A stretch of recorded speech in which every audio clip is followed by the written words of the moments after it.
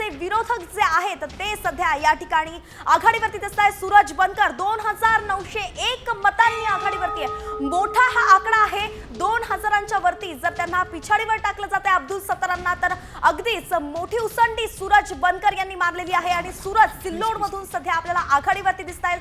तब्बल 2901 मतांनी सूरज बनकर हे सिल्लोड मतदारसंघातून आघाडीवरती आहेत। तर अब्दुल सत्तार त्यांच्याच बालेकिल्ल्यात त्यांना मोठा फटका बसला दिसतोय। अब्दुल सत्तार पिछाडीवरती गेले आहेत 2901 म्हणजे जवळपास 3000 मत आपण म्हणू शकतो।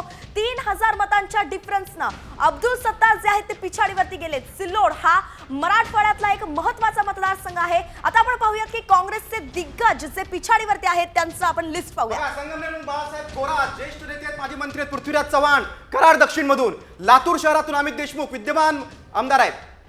एक मोठी बातमी समोर येते। आंबेगाव मधून दिलीप वळसे पाटील आता सध्या आघाडीवरती गेलेले दिसत आहेत। दिलीप वळसे पाटील 2908 मतांनी पुढे आहेत। 6व्या फेरीअखेर दिलीप वळसे पाटील जे विद्यमान सहकार मंत्री देखील आहेत ते आघाडीवर आहेत।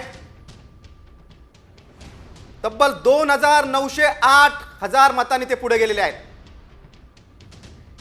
आंबेगाव मधील लढत देखील प्रतिष्ठेची आहे। सिल्लोड मध्ये बघा अब्दुल सत्तार पिछाडीवर गेलेले आहेत।